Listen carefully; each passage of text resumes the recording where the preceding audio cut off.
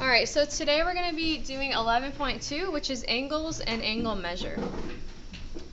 So in trigonometry, we have a situation where we're on a coordinate plane, x and y, like you're used to seeing, and we have what's called the initial side. So essentially it's like a clock hand, and it always starts at the x-axis on the right side.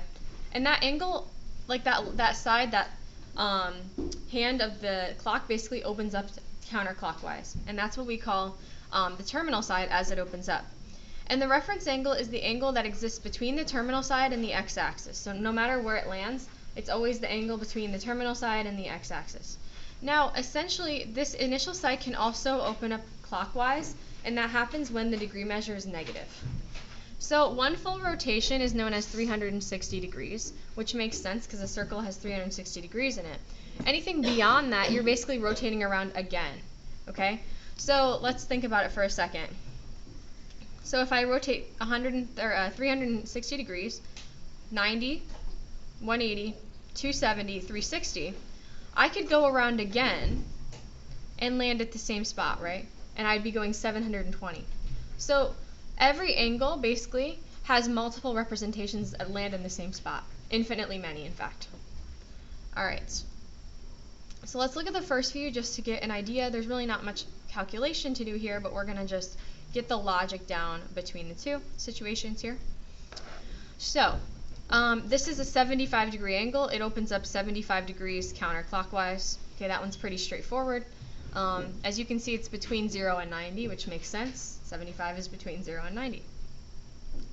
Now this is an angle that opens, instead of counterclockwise, it opened clockwise 160 degrees. So the reason it opened clockwise is because it is negative, okay?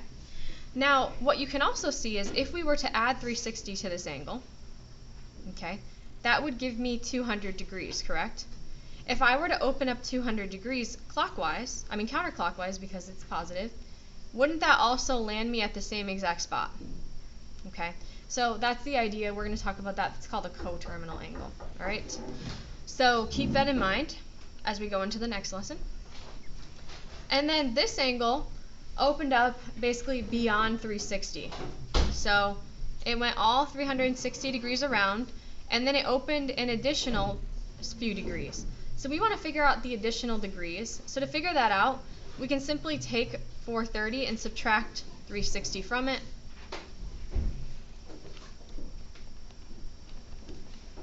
Which gives you 70 degrees. So that angle is a 70-degree angle, all right? But it took us 430 degrees to get there. So you basically went all the way around and then kept going, all right? So that's the main idea here, just trying to get you an introduction on this concept. Now, we sometimes will express our degrees in a form of what we call radians instead of degrees. So let me explain a little bit about what a radian is. So if you take any circle, every circle has a radius. Okay, that radius measure can vary based on the size of the circle. But the ratio between the radius length and the circumference of the circle is always the same. Okay, that's what pi is, essentially. So if you take the length of that radius and then you lay it along the side of the circle, so say you use like a piece of string. Okay, you found the length of the radius with the string, and then you lay that string along the side of the circle, that always will create an angle measure that is known as 1 radian, which is approximately 57.3 degrees every time. No matter what circle you use, it's always going to make that same measure. Okay, that's why we call it a radian. So basically, when we traverse the circle completely 360, we have traveled the length of the circumference of that circle, correct? The circumference of a circle is known by 2 pi r. You remember that formula from geometry? So what if our radius was 1? What would be the circumference of the circle? 3 times pi times 1. What's if I were to plug in 1 for the radius? Oh, 0.5. No, like what's 1 times 2? 2, so it'd just be 2 pi, right? Oh. The circumference would just be 2 pi if the radius was 1. So basically that means if you do a 360 rotation, you went 2 pi around the radius, around the circumference. Okay, that's where the radian measure comes from. And if we go halfway, we're going how much? 1. Just 1 pi. So we have formulas to convert radians to degrees, degrees to radians, and vice versa. So, to go from radians, or to go from degrees to radians, we multiply our degree measure by pi over 180. And to go from radians to degrees, we multiply by 180 over pi. So let's go ahead and do some examples of conversions together. So if we're going from degrees to radians, we multiply by pi over 180. So here's the easiest way to do this math. There are multiple ways. First thing you want to do when you multiply two numbers together, one's a fraction, one's not, you want to put the non-fraction over 1.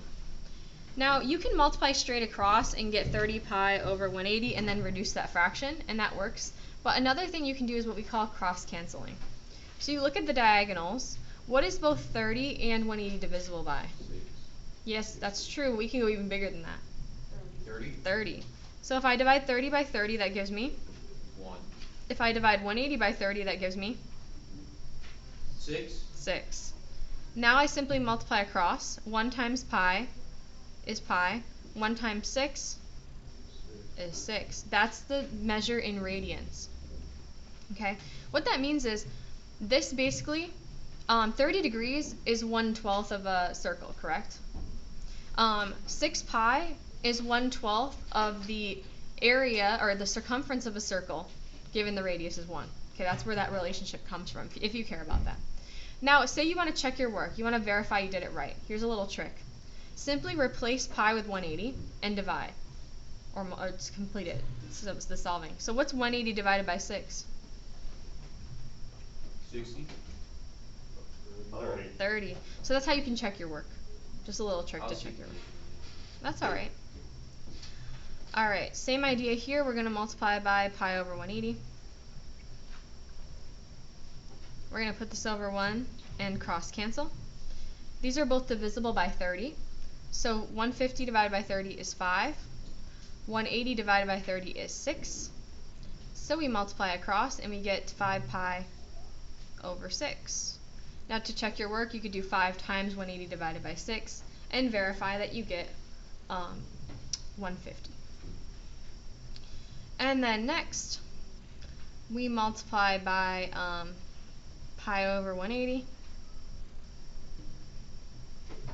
We put this over 1, and we can cross cancel. Both of these numbers are divisible by 20. Negative 220 divided by 20 is negative 11.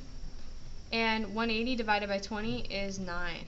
So we multiply across, we get negative 11 pi over 9. Okay? And you can check your work the same way. So how do you feel about going from degrees to radians? Do you remember doing this in geometry at all? You do it at the very, very end, just a little bit. All right. So how do you convert the other way around? Well, instead of multiplying by pi over 180, you multiply by 180 over pi. And you're going to cross cancel the same way as before. So both of these diagonals are divisible by 3. 3 divided by 3 is 1. 180 divided by 3 is 60. And then the other way, the pi's cancel, don't they? So that just leaves me with 60 times 4, which is 140 degrees. Remember, if you're going to degrees, you got to put that degree symbol there, that little hollow circle. And don't forget, with the bottom, there could be a number left, but in this case there wasn't. It's just 1. We put 240. 4. You said 140. Oh, did I say 140? Yeah. 240 is the right answer. Okay. Usually, if I write it, it's the more accurate version than what I'm saying. So when your the measure is negative, what you want to do is you want to bring that negative to the numerator, okay? It's just going to make the math easier. Now you're going to multiply by 180 over pi.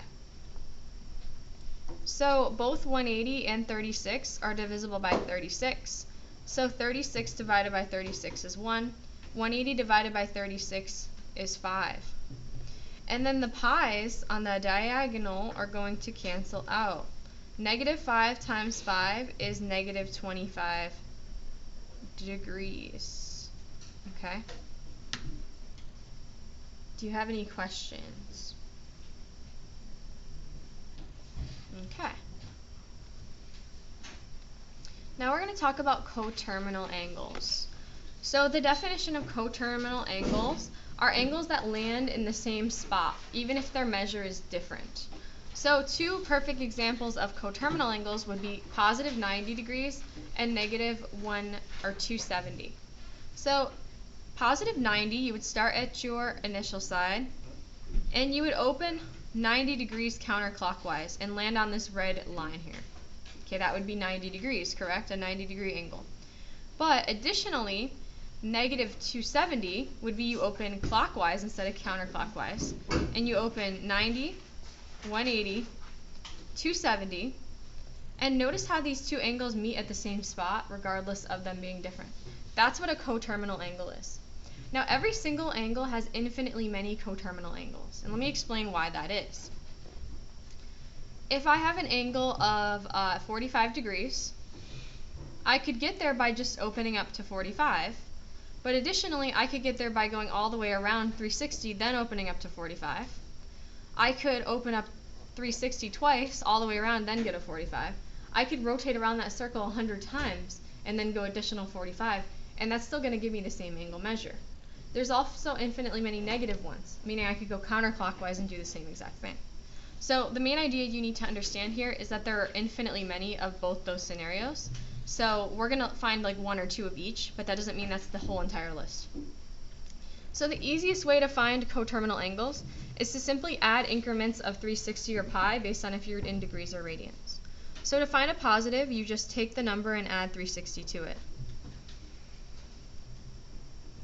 And that's going to give you 425 degrees. To find a negative, you can simply take your angle measure and subtract 360 from it. Bless you. And that's going to give you something. Negative 295 degrees. So if you were to try to graph on the circle graph, quote unquote, 65, 425, or negative 295, they're all going to land in the same spot. Okay. Now here's the difference with this one. We're going to do the positive one, we're going to do the negative one first for this one. You'll see why. So to find the negative one, I go ahead and I try to subtract 360. But when I do that, I get 180. What's the problem here? It's not negative. So we just found a positive one, didn't we? Now there's two ways you could have got the positive one in this case. You could have added 360 and gotten 900. I think it's 900, yeah. So 900 is also positive because you could have added 360, or you can subtract it. So something to note, if your initial angle measure is greater than 360 to begin with, when you go to subtract 360, it's still going to be positive. So yeah. So basically you have to subtract 360 again to get a negative, okay? So sometimes you're going to have to do it multiple times, and that's okay. So a negative is going to be negative 180. And if you were to graph any of these four angles, this one, this one, this one, or this one, they're all going to land in the same spot. Okay? Now, these ones are not in degrees. They're in what? What do we call it? Radians. So here's the options you have for radians. So if you feel really uncomfortable with fraction operations, you can convert this to degrees, do the math, and then convert it back to radians. But that's a bit of a long process. So I'm going to show you an alternative way. But if we do this alternative way and you still don't really like doing it, feel free to do the conversions. So the main idea you have to know is if it's given to you in radians, your answer needs to be written in radians and vice versa. Okay? So we know that 360 degrees is equivalent to 2 pi. So instead of adding and subtracting 360, we're going to add and subtract 2 pi. Okay? So we want to add and subtract 2 pi, but in order to add and subtract from a fraction, remember guys, you only get to use your notes if they're filled in for the test. Okay, so if you have come with blank notes, you're not going to get to use those notes on the test. Just a reminder to everybody. So in order to add and subtract versions of pi over 2, I'm going to have to find a common denominator. So isn't 8 pi over 4 the same thing as pi over 2? Yeah, so why would I use this over just regular pi over 2? Same denominator. Yeah, it gives me that common denominator. So to add those, I'm going to get a positive 11 pi over 4. And then what should I do instead of adding them to get the negative?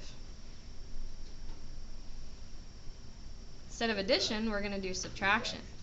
And when I do that, I'm going to get negative 5 pi over 4, right? So that would be the radian version of it. Now we're going to do the same procedure over here. I want to subtract, instead of subtracting just 2 pi, I need to convert it to a version that has a 2 in the denominator. And isn't 4 pi over 2 the same thing as 2 pi? Does everybody see why that is? So, when I subtract it, do I get a negative number? No, I get pi over 2, which is a positive. So in order to get a negative, I need to subtract it one more time. So that gives me negative 3 pi over 2. So do we have any questions about that? All right. Now we're going to talk a little bit about what we call a reference angle. Okay. So a reference angle is the angle that's formed by the terminal side and the x-axis. Always terminal side and x-axis. Okay, not the y-axis. Always the x. You're going to see why I'm harping on this in a minute. It's very important. So, every single angle is going to have that relationship. And I'm going to show you a way to find it visually and mathematically. So the very first one we're going to look at, we're going to plot 225. So you always start on the right side of the x-axis, and since it's positive, we're going to open up counterclockwise. You guys all know what I mean by counterclockwise, right? Somebody said they didn't know what that meant, so I just want to make sure. Okay. So, against the clock. Okay.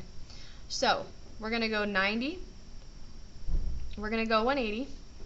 And then we don't want to go all the way to 270. We're going to go between 270 and 180 because 225 falls between 170 and 180. Or sorry, 270 and 180. I keep saying ones instead of twos today. Then what you're going to do is you're going to take the origin and draw a line straight out like that. And this is what we call our terminal side. Okay? And if you want to fill in with the initial side as well so you can kind of see that relationship of what we just formed, feel free to do that. That's just going to exist on the right side of the x-axis. So that's the angle that we just opened up. Very big angle beyond 180. So we have to figure out what the reference angle is. The reference angle is the angle that is formed between the x-axis and the terminal side. Wouldn't that be this piece right here? You guys see that? Why isn't it this side over here? Because it's beyond 225. That's true.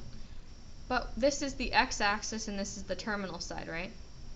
So we know that the reference angle has to be between the x-axis and the terminal side. This angle over here would be between the terminal side and the y-axis. Not what we want. Always has to be between x and the terminal. So let's think about how we could figure that out, mathematically speaking, because there's different ways you can kind of do it. We know that this opened up 180, right? But we went beyond 180. So how could I figure out how much more we went beyond the 180 here? Subtract. Can't I do this minus 180 to get that answer? And that gives you 45 degrees. So we know that angle is 45 degrees.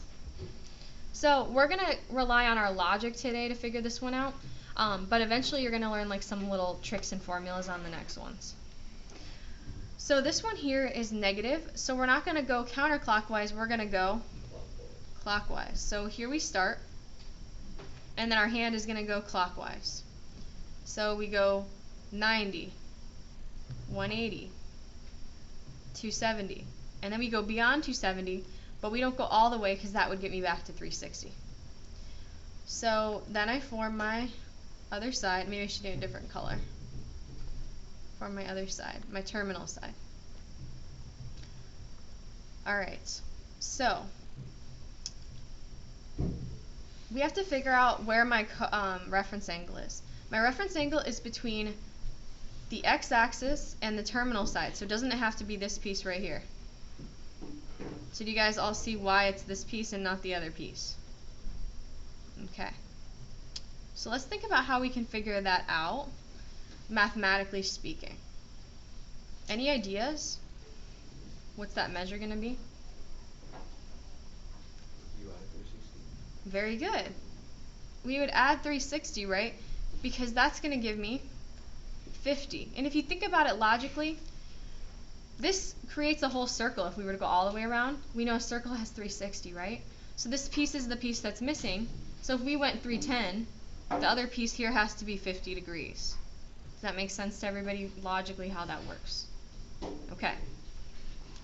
Next one down here, this is in radians. I'm going to convert it to degrees. It's going to be 120.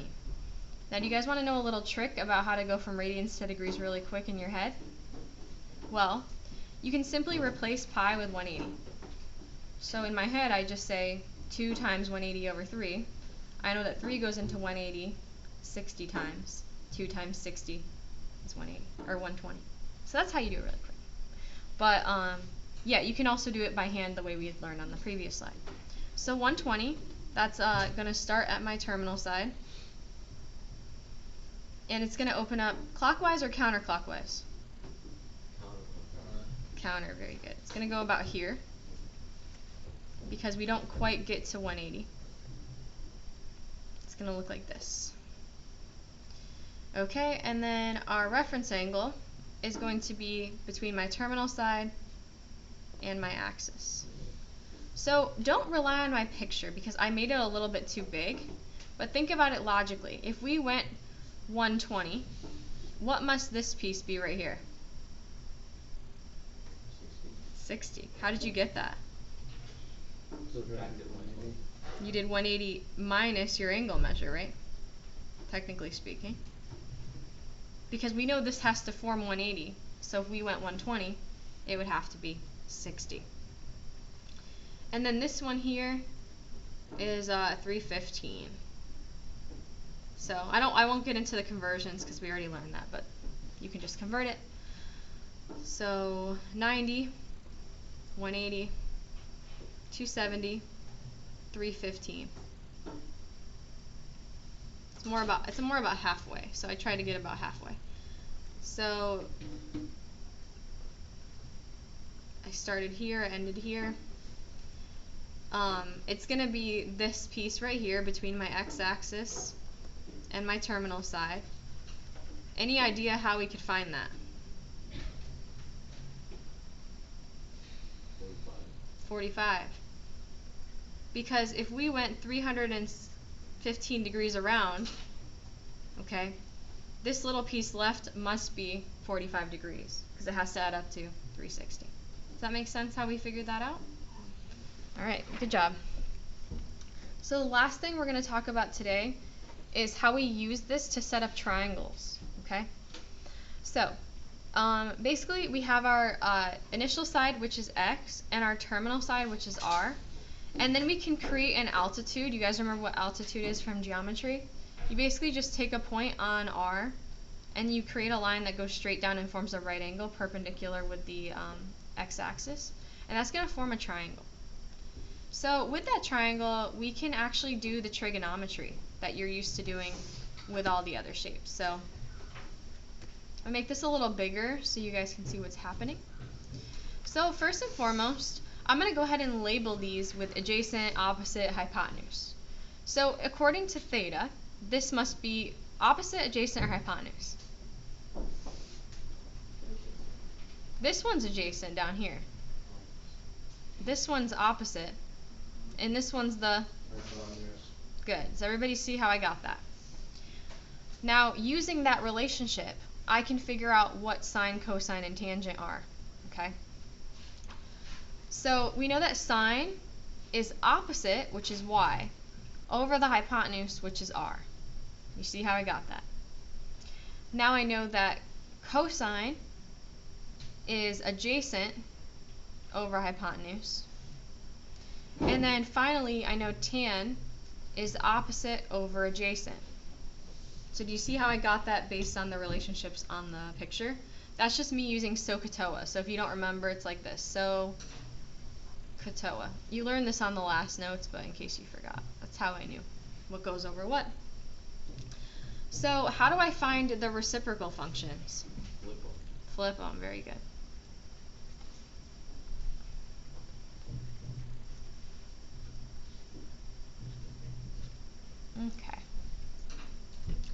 questions about that?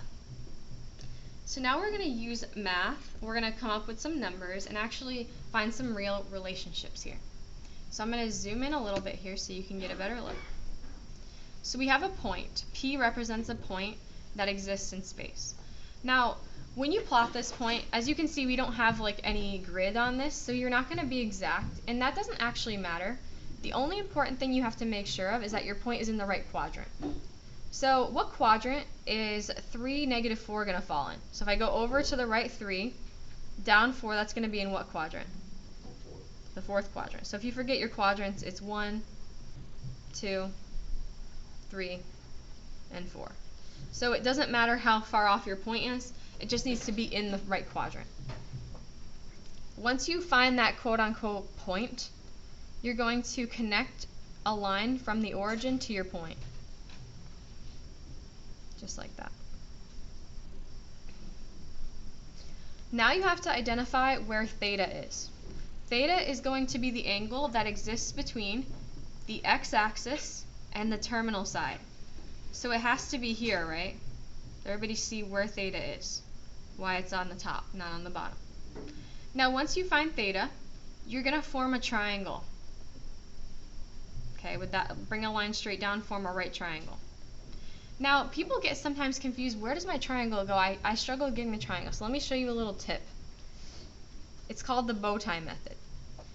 You're going to have triangles that exist in the 4 quadrants. Those triangles are always going to form a bow tie shape. Okay, those 4 triangles. So if you're in the first quadrant, it's going to look like this, second quadrant, third, and so on. Make sure it has that bow tie shape, and if it's a bow tie, you know you put it in the right spot. Just a little tip and trick my math teacher taught me when I was in high school, so why not share it along. So now we're going to figure out the lengths of this triangle based on the point. So how many units to the right did we go right here? 3.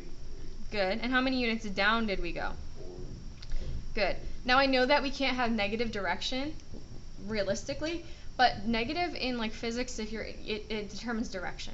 So negative tells us the direction that we went, not about the magnitude or actual length. It's actually 4 units, but we symbolize it as negative because of the direction. If it's a negative, if it's either left or down. Exactly. Exactly. Perfect. Yes. So, how can we then find the hypotenuse of this triangle? Pythagorean theorem. I think there was a line on the notes I forgot to fill in that had Pythagorean theorem on it, wasn't there? I think it was up here, so side note, I just realized, I forgot to fill this in. It's just saying Pythagorean theorem, which is x squared plus y squared equals r squared. R is always your hypotenuse. So sorry about that. I just got too excited and missed it. My bad. But you all already knew that anyways. So if you do the math, you're going to get r equals 5. And this is also a special 3, 4, 5 triangle, correct? Now here's a little tip to everybody. Your hypotenuse will never be negative. Okay? Only the x and the y can be negative. Because once you start squaring stuff, it's going to become positive. So only your x and y. So now we're going to come up with the trigonometric relationships. Sine is opposite of theta over the hypotenuse. And this is just the reciprocal of that. Now with a negative, you can have it on the top, bottom of a fraction. Doesn't change a thing. So I like to put it on top. What is cosine going to be? Adjacent over hypotenuse. Good. 3 over 5. And tangent?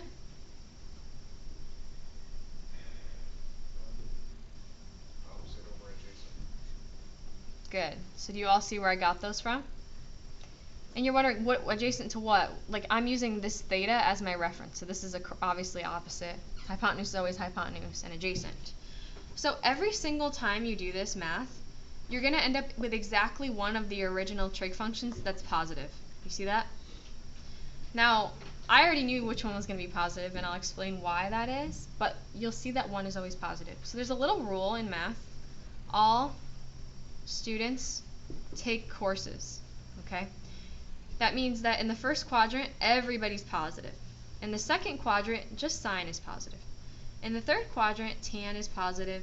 And in the fourth quadrant, oh look, cosine was positive, and we're in in the fourth quadrant.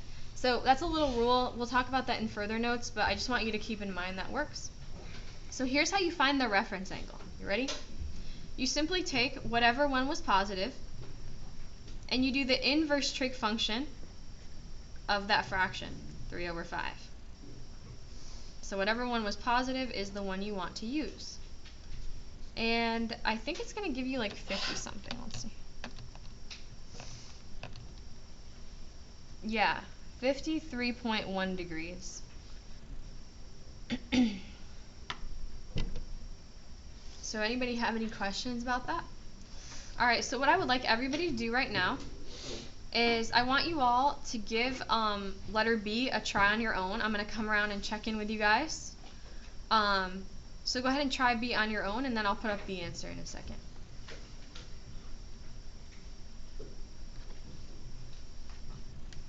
Start by finding where that point would be, what quadrant it'd be in.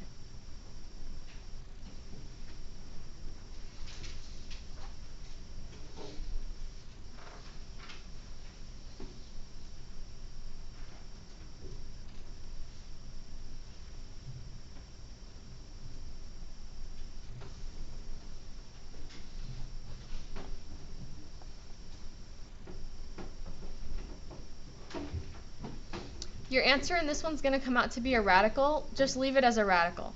Don't try to get a decimal.